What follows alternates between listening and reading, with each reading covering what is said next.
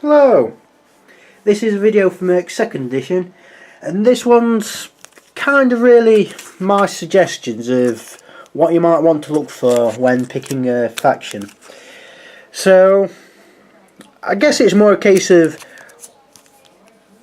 if you might want to know what I think of if you want to get I don't know, your first faction or maybe your second faction or maybe little bits in between. I know there's the faction video reviews I did, but this is kind of like a strategic sort of thing. So starting with the CCC.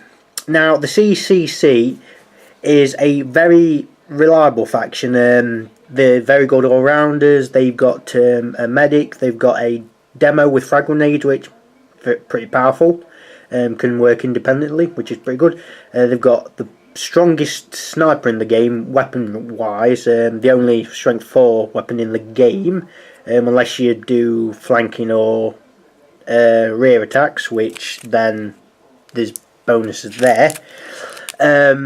They've got a spotter, they've got a gunner which has also got a repair kit, because why not. They've also got a booster, which they didn't really need one, but why not. Their leader's pretty reliable for what he does. The incinerator, good for close combat capabilities, for protecting the other people. If there's people trying to sneak up behind you, the incinerator's got you covered. Then there's the heavy, which is good heavy and good for suppression. So yeah, jack of all trades, really master of none, essentially. They can do a lot, but they don't specialise in anything. Especially now, it used to be a case of they were horrible at close quarters and short range, but now they've got an answer for everything. Like any faction, if you know who you're up against, great. If you don't, then you take your chances. If you know up against close combat faction like M.E.R.C.S and kind of E.U.INC, because they've got a lot of is it? No, E.I.C. I think. No, it is E.U.INC, because they have a lot of carbines and they are close combat weapons. Then you've got the gunner and the incinerator to back you up. If you've got factions that are fast, like Sadafu, and to a lesser extent House 9 and Keizoaza, then chances are you want to go for the heavy and trying to think of the name there, possibly the sniper, because he's got crack shot, so you can possibly take someone fast out pretty quickly. Yeah, they've got everything you need to get started. If you've played 40k, then these are kind of the Space Marines. Jack of all trades, not really master of anything. As it does say in the book, they bend but don't break. They excel pretty much at everything, but they don't have any really specializations. And they've got good armour failure rates and their armour repairs pretty quickly, so that's that. So coming on to the other side of the coin, because they are defensive-ish, E.U.INC, they are kind of like CCC, as they've got an answer for a lot of things. They've got a demo with EMP grenades, which don't damage but can shut down armour, even CCC, effectively. They've got a medic. Well, medic's always useful. They've got a wrench, which, yeah, always good. Their leader, yes, has got a weapon which isn't to semi-auto, but leadership's always good, and he's got frag grenades, so why not? Sergeant helps with leadership, makes that better. Tight makes their firing bonuses better. The heavy, yes, it's only strength 2, but 4 shots at strength 2 can't be laughed at, can't be sniffed at, sorry. Sniper, no load penalty. Sorry, no, always aiming, that's it. So, yeah, you only fire every 2 turns, but it's always needing 2s, which is pretty good. There's a lot more people you can get credits with. Each person that gives credits gives 2 rather than 1 like last time, so you've got more options there. These I feel are more offensive, whereas CCC are your defensive all-rounders, E-Wink are your offensive all-rounders. They are more for getting out there and shooting pretty quickly. These are more setting up shop, doing a bit of damage, making sure everyone's alright, and carry on with the fight. I know with how the traits work and whatnot, these may seem more defensive, but their firing numbers will be lower, much more than CCC ever will be. So you have them options, and there we have God mode. I mean, they are pretty much like CCC and E-Wink. They're pretty much their abilities don't help each other. Their ability, well, apart from the tribunal, really they're all about themselves. But essentially, they are the same as E-Wink and CCC. They are good all-rounders, and their corporate abilities. I mean, above the law, they get rid of. They ignore bounty, civilian leadership, and martyr, which shuts down a lot of models' effectiveness instantly. And judgment, I mean, judgment that will hurt Keizawaza, no doubt, because of the nuke. If someone's going to fire the nuke, stop them then and there, because you can use judgment at any time, and then you've got a chance to shoot him in the open, so he's got no chance at firing the nuke. You know, against other factions, well, it's the same sort of thing. If someone's going to get in there and do some damage, you stop them in their tracks with judgment. I know it's only once per game, but it's that chance to stop someone doing something and hurting you. So yeah, for starter factions, they would be at the top of my list, I feel, because they are jack of all trades, and they've got nothing specialised you have to worry about. Their armour failures, not bad. I mean, CCC is the best for armour failure and repair, but their E-Wink and GCC, not bad, not bad. So coming down the line, the next one's for the all-rounders. We've got U.S.C.R, the Russians, or Canadians. No, not Canadians, Antarcticans. Not Antarctic. Alaskans, that's it. Yeah, they've got. I'm pretty sure they've got a bit of Alaska, but they're mainly Russia. U.S.C.R, they've got a medic, they've got a wrench, they've got a booster, they've got a heavy and the behemoth, and they've got the commissar, which can fire ice grenades, which can shut movement down, and so can the sniper. The sniper can really shut movement down, especially on factions with horrible repair values. Well, interact value, should I say. They are slow. They are possibly the slowest faction in the game, because a lot of their weapons aren't move and shoot. However, the bonuses and the synergies they have with each other are really good. Strength on weapons, not hurting them, aren't going to be as prevalent, because with flanking and rear bonuses being applied to shooting, it's not really as much as the bonuses it once was. But because of how suppression works, because you can suppress 2 targets, the heavy and the behemoth will really rip targets to shreds. If you if you like suppressing people and making sure people aren't moving the way you want them, and if you want people that have got really good armour and can really stop people in their tracks and make things difficult for them, and also being pretty straightforward, pretty standard, being pretty good at what they do, U.S.C.R is your choice. If you want something more mobile, go for someone else. Speaking of which, Kenvar. Same sort of principles as U.S.C.R. They've got a wrench. They haven't got a medic, but they have got a booster. They've also got a assassin, which is immensely good in close combat. They've got the leader, again good in close combat. In fact, a lot of their weapons, because of how their weapons are made. They've got these spikes at the front of the weapons after the pistol grip, I think it's called. I'm not sure off the top of my head. But they've all got universal close combat weapons, so they can attack in melee. So they are a pretty good melee orientated faction.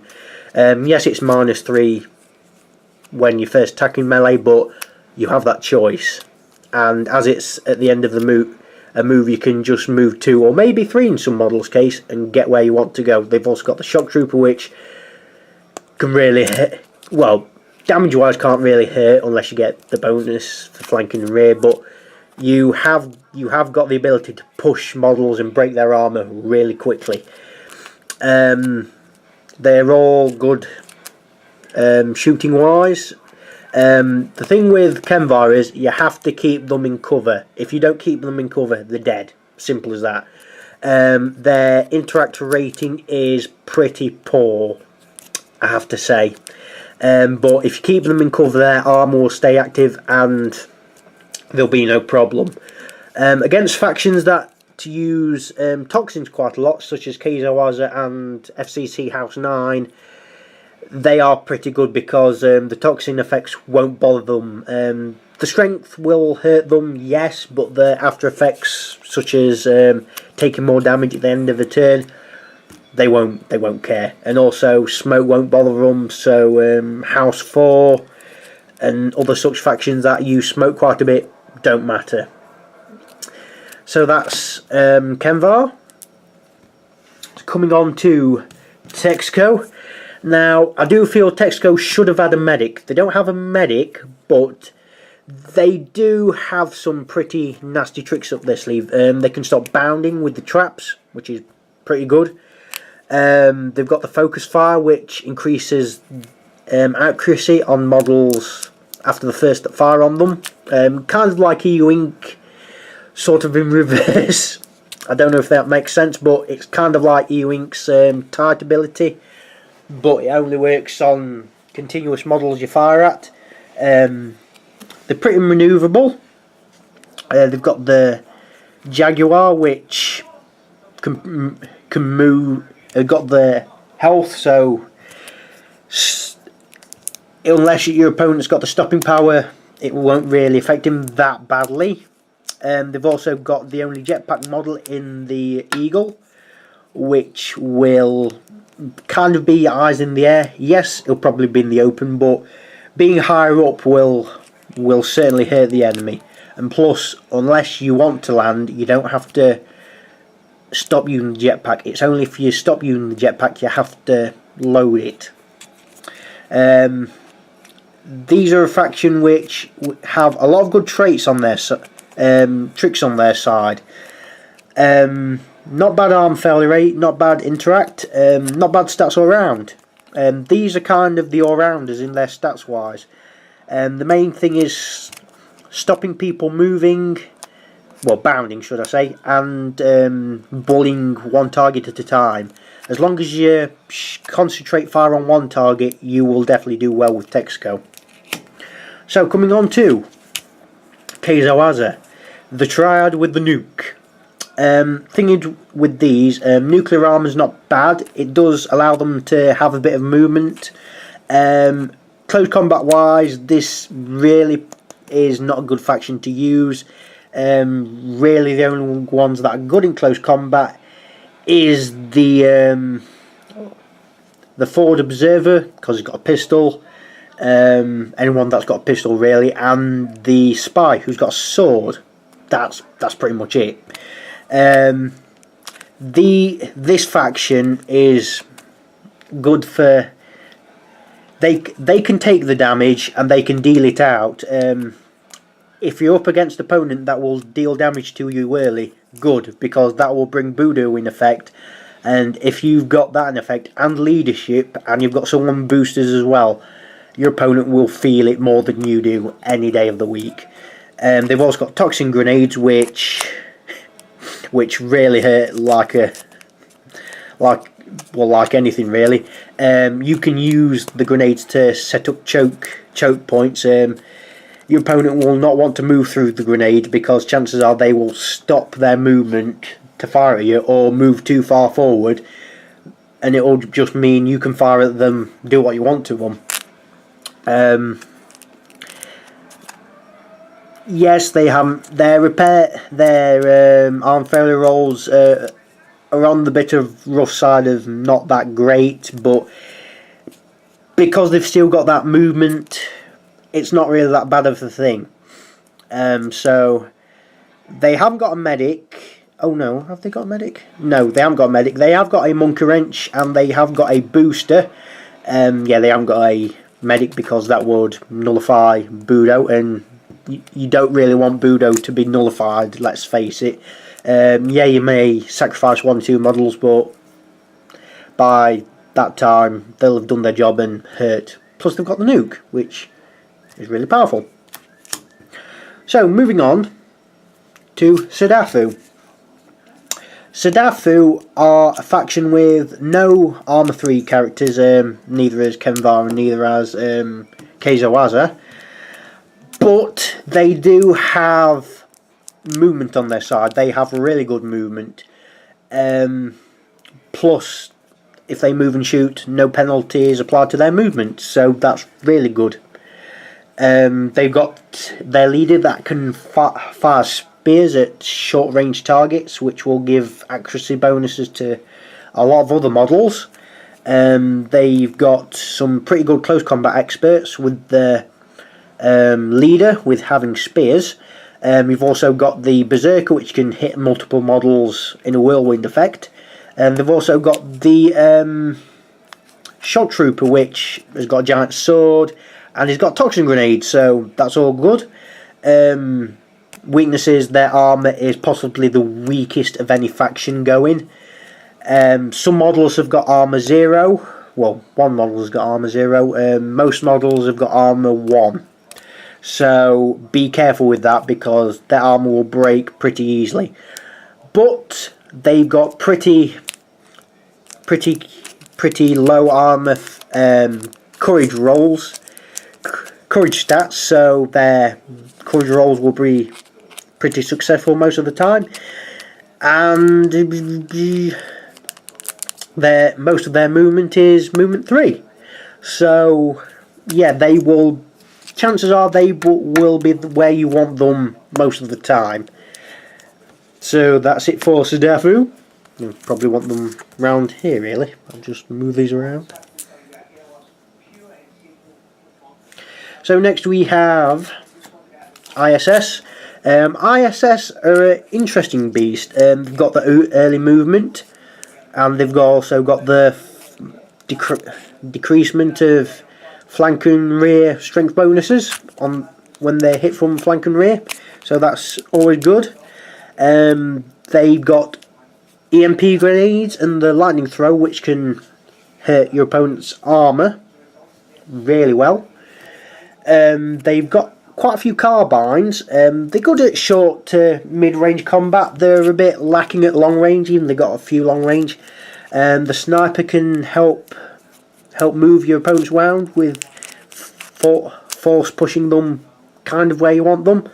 And they've got a turret in the Pathfinder, setting up the turret, shooting away, that sort of thing.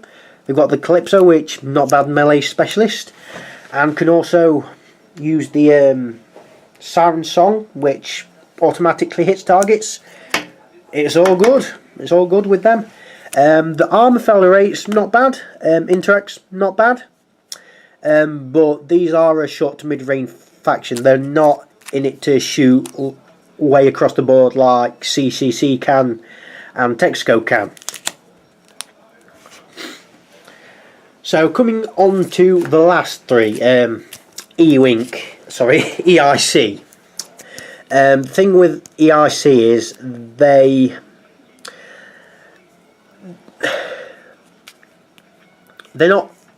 they're a very sneaky faction, I do believe. Not a faction you want to use to start with. They are not a they're not your first faction you want to start with unless you want to challenge, and these probably will be a challenge because most of them have got 2 health. Only the heavy and the shot trooper have got 3 health. my biggest what's the word? Suggestion is just don't bother with the assimilator. The assimilator, if he had better abilities to give you with the tech he assimilated, then that'd be great. But +1 blood, fine. Lower arm failure rate, couldn't you give lower FN or something like that? And you need 2 assimilated targets to do that. By that time your opponent have figured out what you're doing and have ringed you around. If you need to take 10 models, use the assimilator as a melee specialist. Don't bother. If you've got the chance to assimilate some tech, great. Otherwise, there's just no point in the assimilator. He's useless, is what I'm saying. They're a good faction. They are a good faction. You've got the leader, which has got leadership, obviously. They've got the sniper, which can fire every turn with a strength 3 weapon. You've got the heavy, which can shoot a template and can shoot a lot of targets, which is always handy.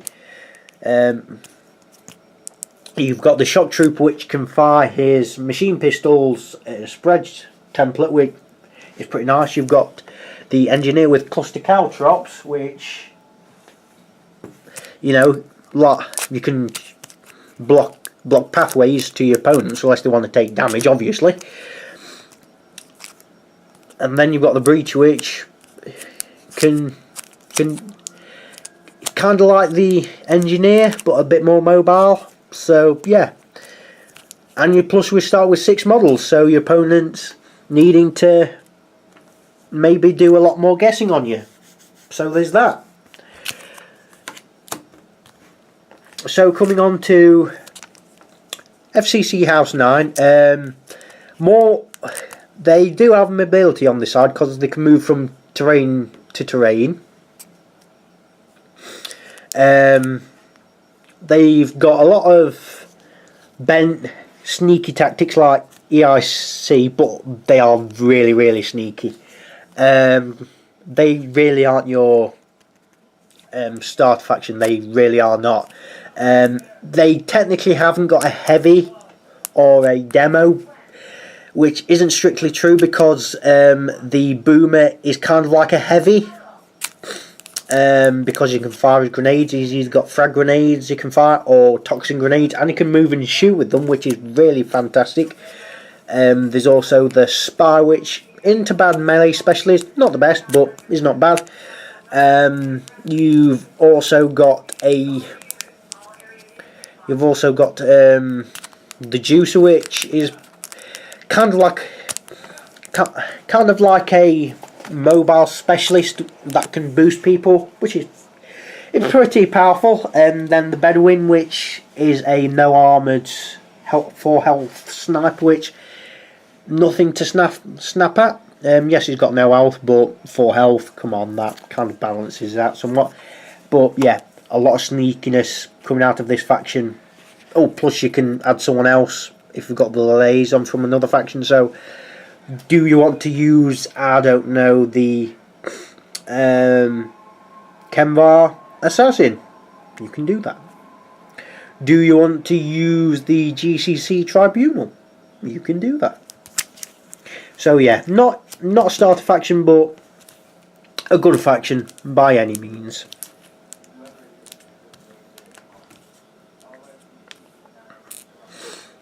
So coming on to the next one, which is FCC House 4.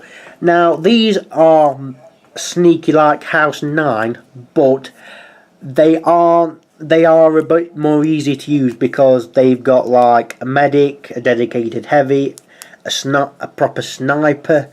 Their leader, yes, he hasn't got leadership, but he can help with reaction. As can the priest can help with courage, so that can kind of shut down USCR. They've also got a shock trooper which can move really fast and can move and shoot when bounding, so he's really, really fast at doing what he does really well.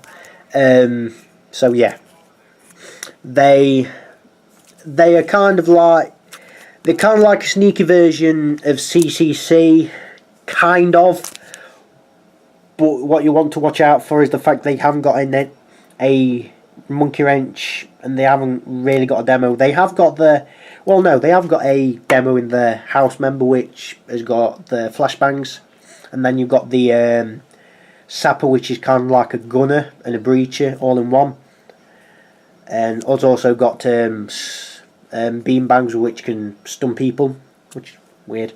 So, yeah. So, here, if I just move the camera back a little, is the... and move it up. So here what I've got is I put the factions in order of easiness. So at the top we've got ones that are really easy to use.